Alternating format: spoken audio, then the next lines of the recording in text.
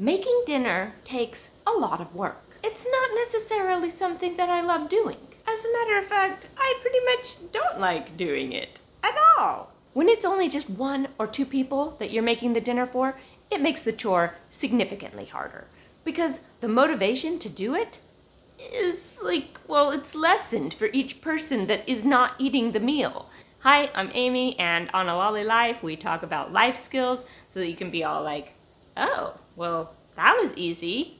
I could totally do that. I got this. I can take it from here. Because when we are capable, then it just helps us feel happier. And, well, I think we all could use a little bit extra happiness in our life. The other problem with making dinner for just 1 or 2 people is that recipes, they make dinner for a family. It is like, this serves 8 people. You basically just have to make the whole recipe. Many times, you don't get the same meal. It just doesn't cook up the same if you cut the recipe in half, or if you cut it into just a 1/4. You can't cut it down. So then what you end up with is leftovers. Now, leftovers have their benefits. There is definitely a benefit to leftovers. However, leftovers the 2nd day, or the 3rd time, or the 4th time, or the 10th time, or the 100th time is what it feels like, they don't have their benefit. The leftovers where it sits in the refrigerator and you've had it already 4 times in the last week and you don't want to eat it anymore. And so it sits there until it goes bad, and then you throw it away after you've created some kind of science experiment in your refrigerator. That's not fun, because you put all that work into making that dinner and a lot of it just went to the trash. And then you end up spending more money on groceries because you're wasting all this food. What do you do in those situations? Well, when you're making dinner for just 1 or 2 people, then you do freezer meals for 1. That's what you do with leftovers. When I go out and visit my mom, one of the things that I do to help out is that I make freezer meals for her. What we do is we will come up with a list of recipes. It always includes meatloaf because that's her favorite, absolutely her favorite. I make dinner every night, or at least almost every night, and we freeze all the leftovers into individual size meals. Freezer meals, they are a wonderful thing. They have a very fond place in my heart. But there are some things that you have to know about freezer meals that make it a little bit easier and a little bit more palatable, because some things don't freeze well, and some things freeze okay if you do certain things. So here are a few things that you have to keep in mind when you're doing freezer meals. You should freeze the freezer meal, particularly individual size freezer meals, in something that you can actually cook it in. And so if you're planning on cooking it in the microwave, then you should freeze it in something that you can put in the microwave. And if it's something that has to be cooked in the oven, well, then you should freeze it in something that you can just put in the oven.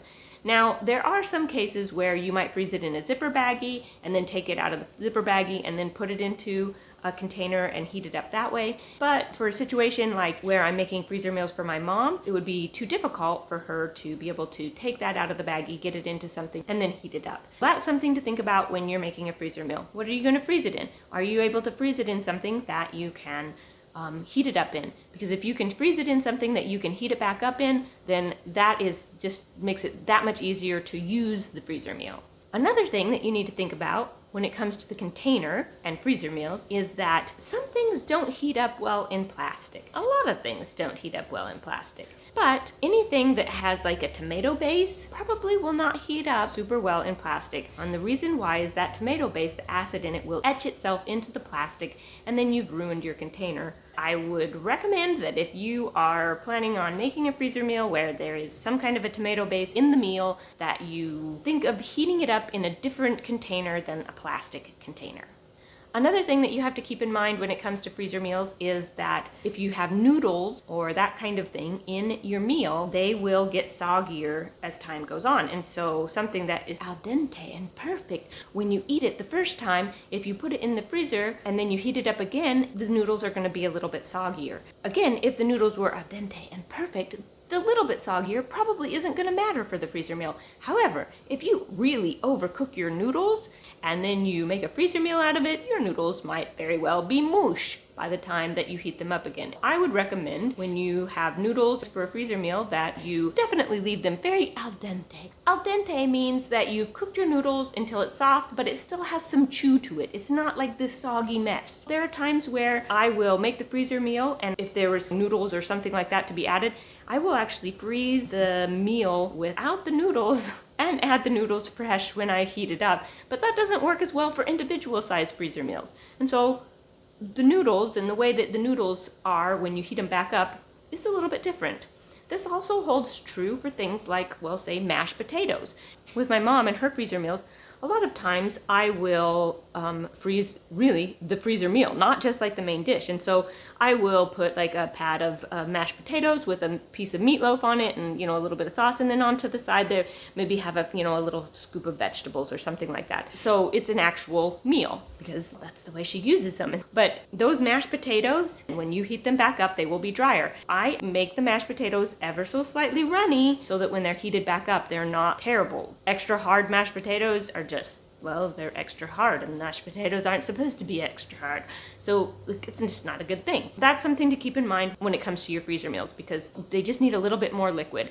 A lot of times if I'm freezing something like, say, chicken chili, particularly if I'm freezing it for our family, and so I freeze a family size meal, I know that I need to add a cup or two of chicken broth to the meal when I heat it back up because it just soaks it in and somehow it just is gone. It's the same thing with individual sized portions, although less so.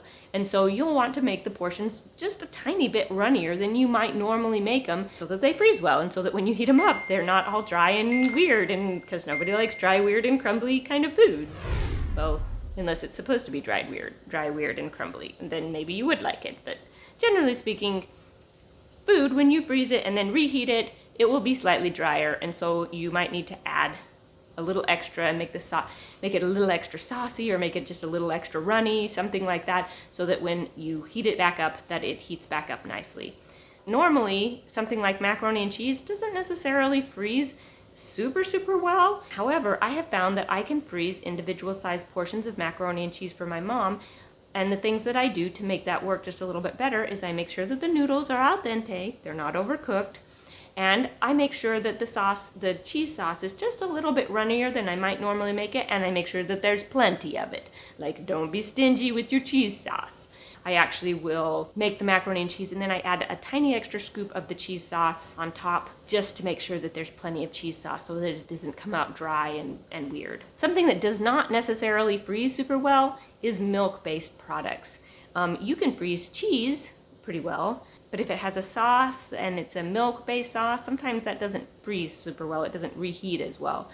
And so you kind of have to play with your recipes and see which ones work well for freezing and which ones don't. A lot of people wonder, well, what's a good candidate for a freezer meal? My suggestion to you is to try it. If you have a meal that you enjoy, make it. Freeze a portion of it. See how it heats back up. Then you know. The other thing that you can do is that if you notice that when you heat it back up, there's this little tiny problem, you can do something to make it work a little bit better the next time. You kind of have to experiment with your recipes to find out which ones work best as freezer meals. The other thing that you can do is ask your friends. More than likely, some of your friends have freezer meals that they enjoy. If you ask them about what kind of freezer meals that they have, then you can, get a recipe of things that are kind of tried and true, that you already know that these things freeze well and that you can reheat them okay. The other thing that this works well for are things like brownies and cookies. Making a tray of brownies is great, but when there's only moi eating it, it stops being great. Right about the time my stomach starts to swell and I'm like, I've eaten too many brownies, and you get that punch drunk kind of feel from having eaten too many sweets or just eaten too much in general. I wish I wouldn't have eaten that last 20 brownies. Make the brownies, eat one or two of them, and take the rest of them and put them in little Ziploc baggies and set them in the freezer. Because then they don't go bad. And, well, they don't go quite as fast to your waistline either. Now that you know what to do and how to do it as related to freezer meals, particularly freezer meals for individuals, I only have one more thing to say before I go. And that is, if you're interested in other videos on cooking and kitchen-related things, I have a whole playlist called Trying Not to Starve to Death on Good Home Cooking that you might be interested in. And so you can click in the corner, I think it's this corner down here, to do that. And I'll see you next time on A Lolly Life.